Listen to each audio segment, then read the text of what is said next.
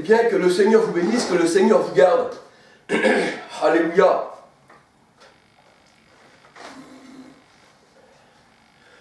Alors j'ai éteint, j'ai des feux électriques, donc ça faisait du bruit, donc je les ai éteints, et là on s'entend beaucoup mieux, comme on va dire. Voilà, et bien que le Seigneur vous bénisse, que le Seigneur vous garde, et qu'il vous donne un esprit de compréhension, parce que tout vient du Seigneur. Alléluia. Je dis un petit bonjour à tout le monde, à tous ceux que je connais, et à tous les abonnés, alléluia, et puis aussi aux autres, alléluia, que le Seigneur, eh bien, choisisse parmi le monde, eh bien, ceux qui sont destinés, on va dire, à la vie éternelle. Parce que tous ceux qui étaient destinés à la vie éternelle, la parole de Dieu nous dit dans Acte 13, 48, oui, Acte 13, 48, eh bien, crurent à la parole de Dieu. Alléluia. Et aujourd'hui, j'aurais voulu vous parler, excusez-moi, je prie les bronches,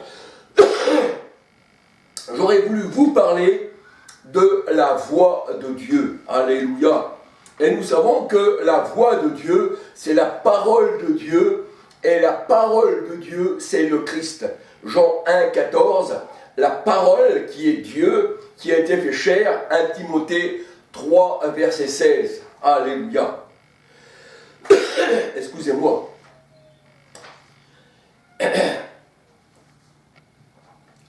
Alors c'est vrai que par les temps qui courent aujourd'hui, encore avec les sables, tout ça qui nous vient, il paraît-il, du désert, paraît-il que ça vient du désert, eh bien on respire de la radioactivité, parce que la radioactivité, hein, c'est un peu comme Tchernobyl, eh bien ça se promène un peu partout. Et comme je ne crois pas aux grands de ce monde, et puis que les grands de ce monde, eh bien ce sont tous des menteurs, pour s'accaparer le pouvoir, eh bien, ce n'est que mensonge sur mensonge. Mais là, je ne veux pas m'arrêter sur les grands de ce monde, alléluia, mais je veux m'arrêter sur la voix du Seigneur. La voix du Seigneur, on peut dire que c'est le Seigneur Jésus-Christ. Alléluia. Et son nom est la parole de Dieu, Apocalypse 19, verset 13. Et la parole, nous savons que c'est l'Esprit. Alléluia. Le Seigneur Jésus-Christ disait, les paroles que je vous ai dites, eh bien, que je vous ai dites, sont esprit et vie. Jean 6, 63. Et nous savons que Dieu est esprit. Jean 4, 23, 24. Et que les vrais adorateurs l'adorent en esprit et en vérité. Et la voix de l'Éternel n'a rien à voir avec la voix de l'homme qui est charnel. La voix de l'homme qui est charnel, la parole de Dieu nous dit, sort de la terre, parce qu'elle est terrestre.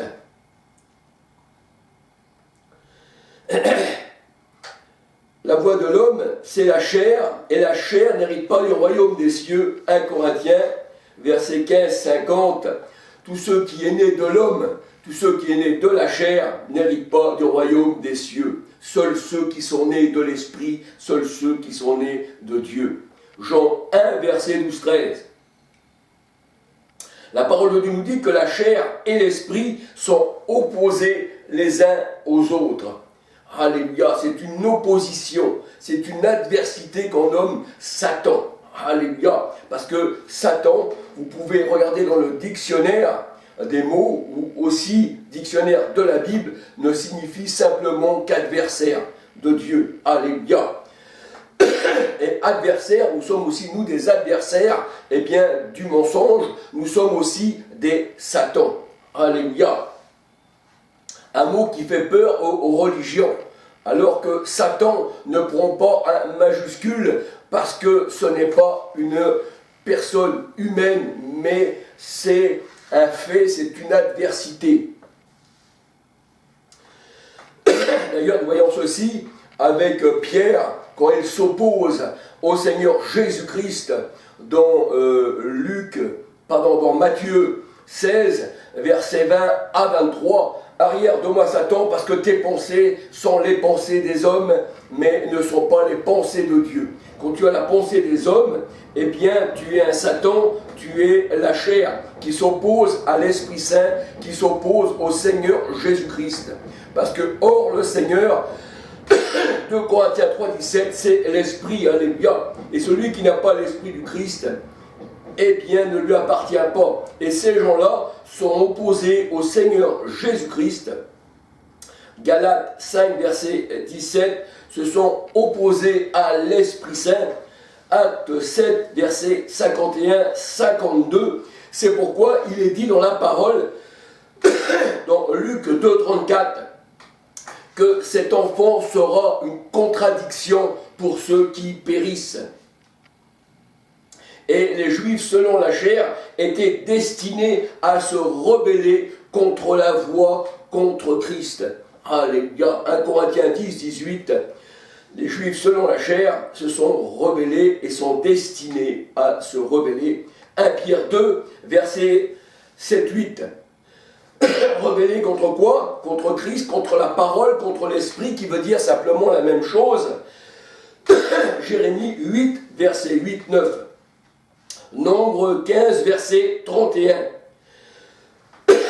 La parole de Dieu nous dit que le Seigneur Jésus-Christ chassait les esprits impurs par la parole, c'est-à-dire par lui-même, parce qu'il était la parole faite chair. Matthieu 8, 16, il chassait les esprits impurs par la parole, et la parole de Dieu nous dit, dans Matthieu 12, verset 28 à 32, qu'il chassait les esprits impurs par l'Esprit Saint. Donc, parole, Saint-Esprit, ça veut dire exactement la même chose. Et on peut dire que dans Éphésiens 6, 17, que l'épée, la parole de l'Esprit, alléluia, eh bien, veut dire la même chose. Éphésiens 6, verset 17. Excusez-moi, je suis pris des branches et bien pris, alléluia. Que le Seigneur pose sa main sur moi, alléluia, et il pose aussi sa main sur tous ceux qui lui appartiennent, sur tous ceux qui ne le rejettent pas, alléluia, parce que la bénédiction est pour la maison de Dieu, alléluia. Et on peut dire que les pharisiens, en blasphémant la parole, en blasphémant la voix, en blasphémant le Saint-Esprit, ils blasphémaient contre l'Éternel, alléluia. Et quand tu blasphèmes contre la parole, contre la voix, tu ne blasphèmes pas contre un homme. Matthieu 12, versets 28 à 32, 1 Samuel 2, 25, mais tu blasphèmes contre l'Éternel. Et Jésus s'est donné par l'Esprit éternel. Le Père, l'Esprit, Jésus est né du Saint-Esprit, il est né du Père, alléluia. Et le Père était en lui, alléluia, son corps était semblable aux hommes, mais c'était Dieu manifesté dans la chair. 1 Samuel 2, 25. Et ce n'est pas avec des figures, avec des statues, ce n'est même pas à travers un homme qu'on adore l'Éternel, mais c'est-à-dire un homme charnel, mais c'est à travers Jésus-Christ qui est le Dieu véritable. Pour ça que la parole de Dieu nous dit, Jésus disait dans sa parole, le Seigneur Yeshua Messia, nul ne vient au Père que par moi. Alléluia. Et celui qui a le Fils a aussi le Père. Alléluia. Jean 14, 6, 7 et 1 Jean 2, 22, 23, 24.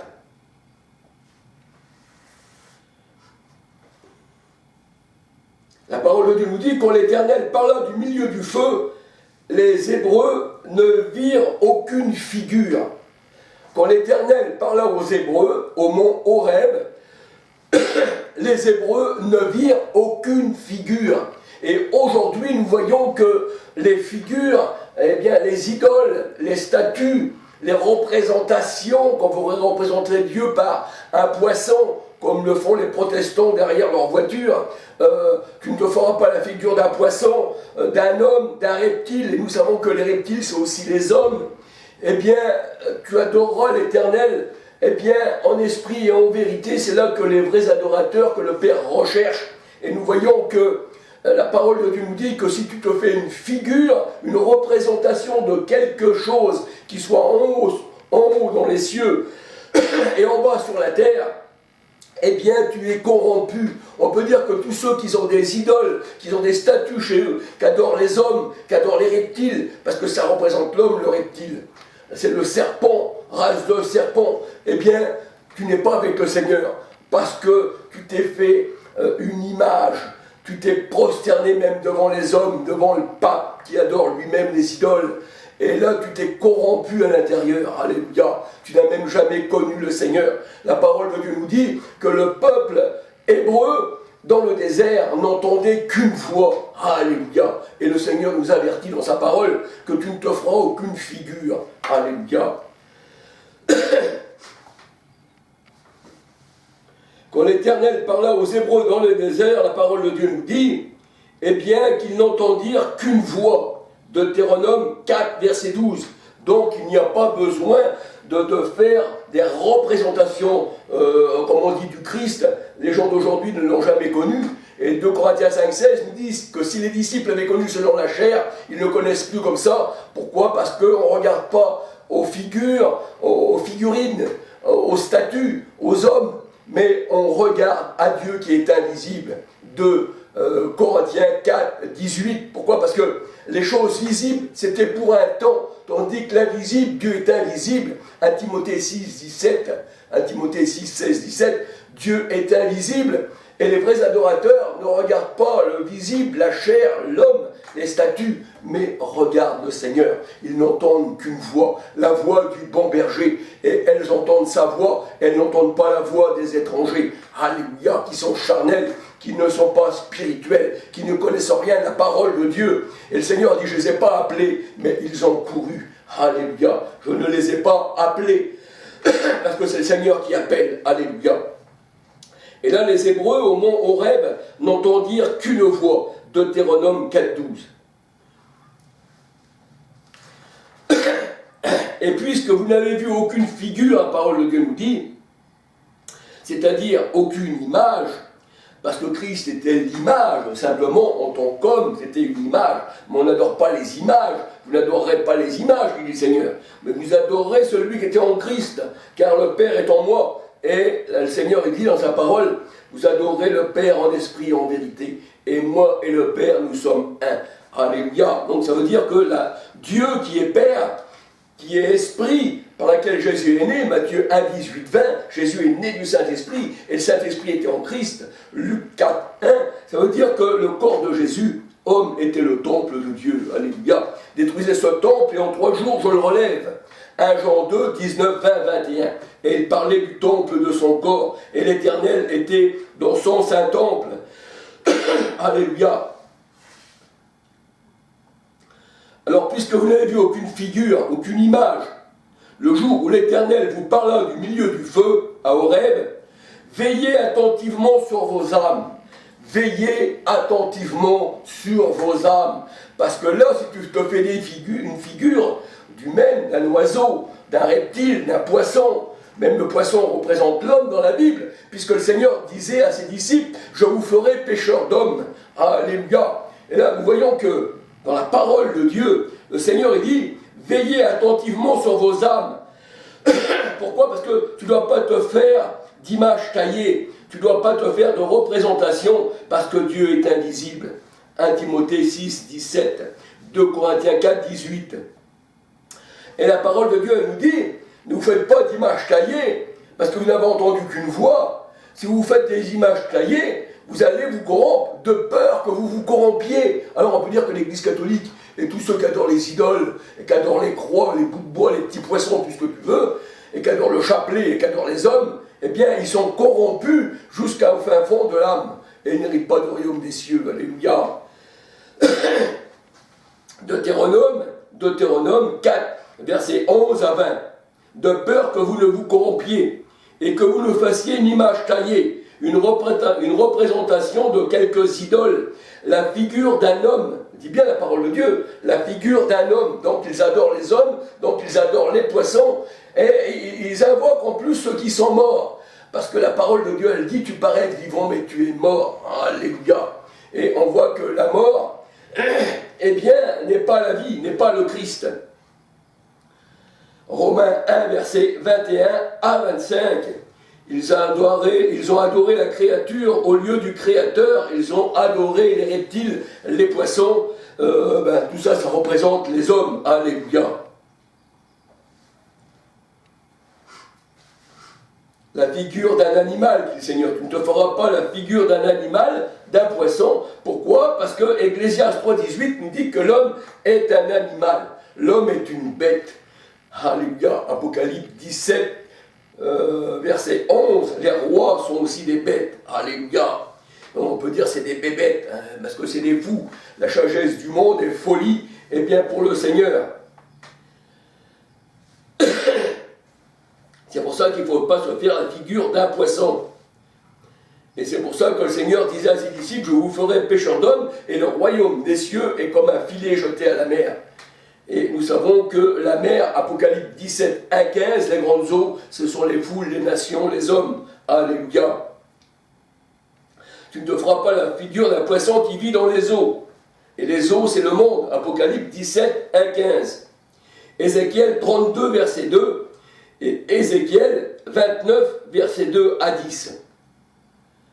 Alors la parole de Dieu nous dit adorer le soleil, la lune, les étoiles, qui représentent aussi les hommes, ceci a été donné aux nations. Deutéronome 4, 19, 20, qui représente les astres, qui représentent les hommes. Genèse 37, verset 9, 10. Jude 13, astres errants, l'obscurité leur est réservée. C'est pour ça que le Seigneur disait, la lune, le soleil, tout ça ne brillera plus, elle ne donnera plus sa lumière. Parce que voici, je fais un ciel nouveau et une nouvelle terre, et on l'appellera épouse dans Apocalypse 21, verset 1 à 10. Alléluia. Alors l'obscurité leur est réservée, c'est-à-dire aux astres errants, aux astres brillants, et le Seigneur dit que, eh bien, les astres, les étoiles, la lune, qui représentent les hommes, Genèse 37, verset 9, 10, eh bien, sont tombés sur la terre. C'est pour ça que je voyais Satan tomber, eh bien, du ciel sur la terre, parce que le ciel est une position élevée dans la parole de Dieu. Alléluia. L'obscurité des ténèbres, c'est-à-dire aux astres, leur est réservée. Ézéchiel 32, verset 7, 8, l'astre brillant n'éclaire plus. Hein, c'est ce que nous dit la parole de Dieu. Ésaïe 14, verset 12, 13, il a chuté, il est tombé. Hein, les étoiles, le soleil, la lune, tout ça c'est tombé, parce que ça représentait ceux de l'Ancien Testament, ça représentait la loi. Ésaïe 13, verset 10, Apocalypse 8, verset 12, et Ésaïe 34, verset 4. Alors, on peut dire que la superbe d'Israël, hein, elle était en hauteur, mais elle a été précipitée sur la terre. C'est ça, le soleil, la lune, les étoiles, Genèse 37, verset 9, 10, Lamentation 2, verset 1, 2, et Apocalypse 6, 12, 13, et Marc 13, verset 25. Alléluia. C'est-à-dire qu'avant, c'était des lampadaires, ils devaient briller, c'était le soleil, la lune, les étoiles, c'était placé dans des hauteurs, et là, ils sont tombés. Alléluia. Pourquoi? Parce que les hommes aussi ont adoré le soleil, la lune et les étoiles, qui représentent les hommes. Alléluia. Alors, je ne voudrais pas trop m'éloigner de mon sujet, je voulais vous parler de la voix du Seigneur. Alléluia. On peut dire que Jean, dans l'île de Patmos, a entendu la voix du Seigneur, et la parole de Dieu dit que pour voir la voix, parce qu'on peut voir aussi la voix selon certaines versions de la parole de Dieu, Jean, pour voir la voix qui lui parlait, s'est retourné. C'est retourné. Parce que quand on n'est pas au Seigneur, quand on est dans la loi, quand on ne marche pas selon la volonté de Dieu, on tourne le dos au Seigneur. Et là, Jean s'est retourné, la parole de Dieu nous dit, pour voir la voix qui lui parlait parmi les 7 chandeliers. Alléluia. Et quand tu te retournes, et puis que tu vois Dieu face à face, pour ça que le Seigneur a dit, je cacherai ma face à celui qui marche dans l'iniquité, qui n'obéit pas à ma loi. Et quand tu te retournes, mais là que tu vois Dieu face à face, alors tu vois la voix, tu vois Christ, alléluia, et la grâce, eh bien, t'est donnée. Parce que la parole de Dieu nous dit, dans Jean 1, 17, la loi a été donnée par Moïse, mais la grâce et la vérité, parce que la vérité c'est Christ, et avant c'était dans le mensonge, puisque la vérité est venue par Jésus-Christ. C'est pour ça que le Seigneur il traitait les pharisiens de menteurs. Hein, Jean 8, 43, 44. Et là, eh bien, quand tu te tournes et que tu vois le Christ face à face, au milieu de son église, alléluia, eh bien, la grâce t'est donnée de le voir, alléluia. Pour ça que Maria disait, moi, une grâce à qui, eh bien, j'ai reçu. Hein, je me réjouis en Dieu, mon sauveur, disait Marie. Elle avait besoin d'un sauveur, elle avait besoin du Christ dans sa vie. Elle n'est pas immaculée conception, comme le disent les faux prophètes. Et tous ceux qui sortent de Rome, mais non qui ont été greffés sur Jérusalem, céleste, eh bien ceux qui sortent de Rome, comme les moines, comme Martin Luther, comme Calvin, comme Zwingli, on voit que James Anderson, eh bien, c'était un franc-maçon, et c'est lui qui a, avec Séculier, hein, avec Séculier, le pasteur Séculier, eh bien, qui était deux francs-maçons, eh bien, ont inventé le protestantisme moderne. On peut dire que les protestants aujourd'hui, ce sont des francs-maçons. Alléluia. On peut voir ça sur les réseaux sociaux. Vous pouvez regarder aussi sur Internet. Maintenant, on peut avoir accès à peu près à tout. Et vous allez voir que les francs-maçons, eh bien, sont auteurs du protestantisme, aussi comme les témoins de Jéhovah sont francs-maçons, aussi comme les adventistes, aussi comme toutes les religions, comme les musulmans, sans le savoir, parce qu'ils ne savent rien, ils ont les yeux fermés, ils sont au pouvoir de la franc-maçonnerie.